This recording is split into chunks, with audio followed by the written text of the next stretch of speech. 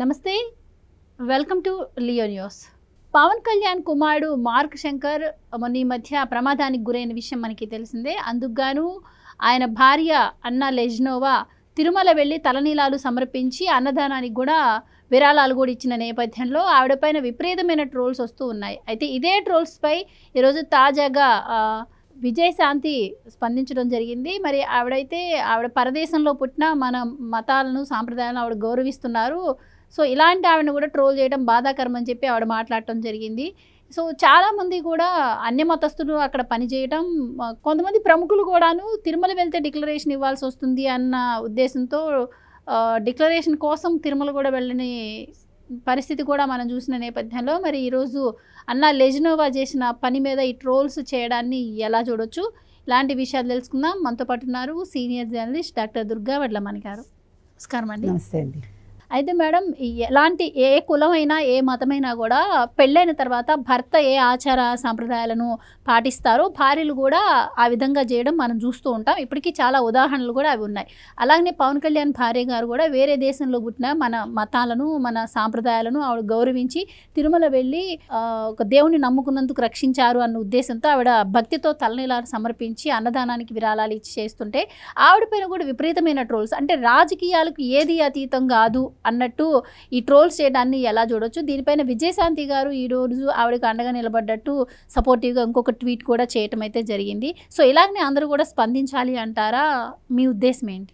ఖచ్చితంగా స్పందించాలండి. అంటే సిగ్గుచేటైన విషయం. మీకు సోషల్ మీడియా అనేది ఒక మంచి పనికి వినియోగించాల్సింది పోయి అనవసర రాద్ధాంతాలు చేస్తూ పనికిమాలిన ట్రోల్స్ చేస్తూ మహిళలను కించపరుస్తూ వాళ్ళ విశ్వాసాల మీద వీళ్ళు ఈ రకంగా ట్రోల్ చేయటం అనేది చాలా తప్పు. అసలు విజయశాంతి గారు ఏం ట్రోల్ చేశారో ఒకసారి చదువుదామండి. ఆవిడ అంటారు, దేశం కాని దేశం నుంచి వచ్చి పుట్టుకతో వేరే మతం అయినప్పటికీ హిందూ ధర్మాన్ని విశ్వసించిన మహిళ ఏపీ డిప్యూటీ సీఎం పవన్ గారి సతీమణి అన్నా లెజ్నోవా గారిపై కొందరు కమెంట్ చేస్తూ ట్రోల్ చేయటం అత్యంత అసమంజసం. అనూహ్యంగా జరిగిన దురదృష్టకర అగ్ని ప్రమాదం నుంచి వారి కుమారుడు బయటపడినందుకు ఆ విశ్వాసాన్ని నిలబెట్టిన నిలువెత్తు దైవం మన శ్రీ వెంకటేశ్వరునికి కృతజ్ఞతగా తిరుమలలో శ్రీవారిని దర్శించుకుని తలనీలాలిచ్చి అన్నదానం ట్రస్ట్కి విరాళం సమర్పించి సేవ కూడా చేశారు.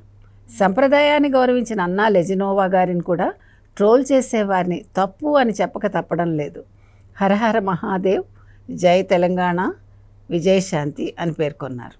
అంతే కదండి. ఇప్పుడు ఆవిడ ఏదో దేశం నుంచి వచ్చారు, ఏదో పని మీద వచ్చారు, సరే పెళ్లి చేసుకున్నారు. మీరు చెప్పినట్టుగా ఆవిడ కులం కాదు, ఆవిడ మతం కాదు. అయినా కూడా ఆవిడ మతం ఆవిడ విశ్వసించినప్పటికీ అన్యమతాన్ని కూడా ఆవిడ ఈరోజు నమ్మారు. కొడుకుకి ఆ రకంగా ఒక అగ్ని ప్రమాదం సంభవించినప్పుడు ఆవిడ వెంకటేశ్వర స్వామి మొక్కుకున్నారేమో.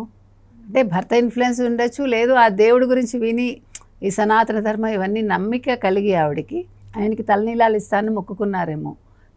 ఆవిడ వచ్చారు, బాబుని తీసుకుని వచ్చి తిరుమల వెళ్ళి సుప్రభాత సేవలో పాల్గొని తలనీలాలు ఇచ్చి తర్వాత ఆవిడ అన్నదానం ట్రస్ట్కి డబ్బు కట్టి వెంగమాంబ అన్నదానానికి వితరణ చేసి ఆవిడ సేవ చేశారు. ఆవిడే వడ్డించారు స్వయంగా. ఆవిడ భోజనం కూడా తిన్నారు, ప్రసాదం చాలా బాగుందని కూడా ఆవిడ చెప్పారు. అంటే నేను అనేది, మనిషి సంప్రదాయాన్ని గౌరవించడానికి తప్పుపడితే ఎట్లా?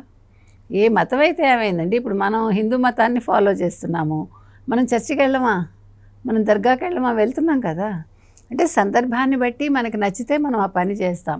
అంత మాత్రాన దాన్ని కించపరిచినట్టుగా ఎట్లా అనుకుంటారు మీ మతాన్ని? తప్పది. ఈ రకమైన వివాదాలు కావచ్చు, ఈ రకమైన కమెంట్స్ కావచ్చు, ఈ రకంగా మనుషులు మారటం అనేది చిత్రంగా ఉంది. అంటే చదువుకున్న వాళ్ళు ఎక్కువయ్యే కొద్దీ ఇలాంటి వెర్రితలలు కూడా వేసే వాళ్ళు ఎక్కువవుతున్నారు. ఇదివరకు చదువు లేకపోయినా ఒక సంస్కారం ఉండేది మనుషుల్లో. ఇప్పుడు చదువు ఎక్కువైంది, మీరు చెప్పినట్టుగా సోషల్ మీడియా వచ్చింది, అన్ని రకాలుగా వీళ్ళందరికీ అందుబాటులోకి వస్తూ ఈ రకంగా వీళ్ళు మాట్లాడటం అనేది కించపరుస్తూ ఒక మహిళని ఎక్కడి సంస్కృతి ఎక్కడి సంప్రదాయం అని మనం అడుగుతున్నాం. ఎవరమైనా తప్పండి. అసలు వేరే వాళ్ళ గురించి మాట్లాడటం, ఇప్పుడు పవన్ కళ్యాణ్ కానీ రాజకీయంగా మాట్లాడినంతవరకు ఆయన వ్యక్తిగతాలు మీకు అవసరం లేదు, ఆయన భార్య నమ్మకాలు కూడా మీకు అవసరం లేదు. ఇప్పుడు ఆవిడ ఎవరితోటి అంటే ఏ రకంగా రాజకీయంగా కూడా ఆవిడ ఎక్కడ ఏ రకంగా ఇన్వాల్వ్ అయ్యి లేరు కదా. ఆవిడని ఎందుకు మధ్యలో తీసుకొస్తారు? ఆవిడ ఎంత చక్కగా ఎంత వినమ్రంగా ఆవిడ వెళ్ళారండి తిరుమల. మీరు చూడండి, దిగిన దగ్గర నుంచి మొత్తం అంతా అయ్యే వరకు ఆవిడ ఎక్కడ ఒక మాట మాట్లాడలేదు. అనవసరంగా ఆవిడ చేతులు ఊపడం కానీ లేకపోతే ఎవరైనా పలకరించడం కానీ అక్కర్లేని నవ్వులు కానీ ఏదీ లేదు. మీరు గమనించండి, చాలా సింపుల్గా వచ్చారు. చీర కట్టుకుని ఆవిడ మామూలుగా చిన్న చిరునవ్వు అంతే ఆవిడ మొహంలో. ఆవిడ పని చేసుకున్నారు, వెళ్ళిపోయారు. ఇప్పుడనే కాదండి, గతంలో చాలా కార్యక్రమాలు ఇంటికి భూమి పూజ చేసినప్పుడు కావచ్చు, ప్రతి సందర్భంలోనూ పవన్ కళ్యాణ్ గారి పక్కన ఆవిడ ఆచారాల సంప్రదాయాలను గౌరవిస్తూ చేస్తూనే ఉన్నారు. చాలా సందర్భాల్లో గతంలో కూడా మనం చూసాం కదా. సో ఎందుకు అంటే అలాంటి వాళ్ళపై ట్రోల్స్ చేయడం ఎలా చూడొచ్చు అంటారు? అంటే వాళ్ళు అంతకంటే వాళ్ళ సంస్కారం ఎదగలేదండి. వాళ్ళ బుద్ధి అంత చిన్నదని అర్థం, సంకుచితం అన్నమాట.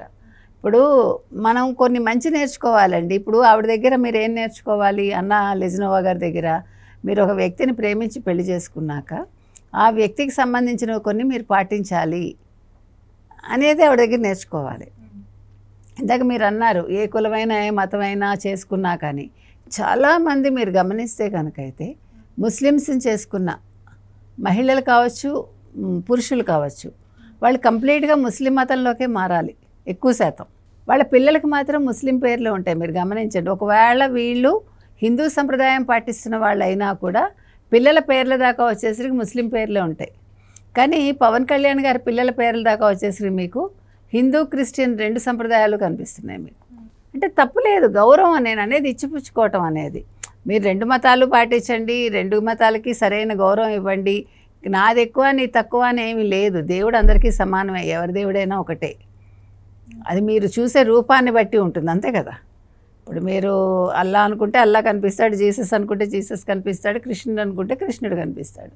అది మీ దృష్టిని బట్టి ఉంటుంది. కాబట్టి ఎవరిని మనం కించపరచకూడదు. ముఖ్యంగా మహిళలను మనం అట్లా ట్రోల్ చేయటం చాలా తప్పు. అలా ట్రోల్ చేసిన వాళ్ళ మీద కేసులు పెట్టమని చెప్తున్నాం మనం. వదలొద్దండి.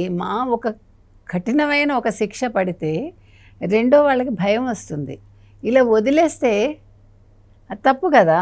ఇప్పుడు మీకైనా ఒకే నీతి, నాకైనా ఒకే నీతి.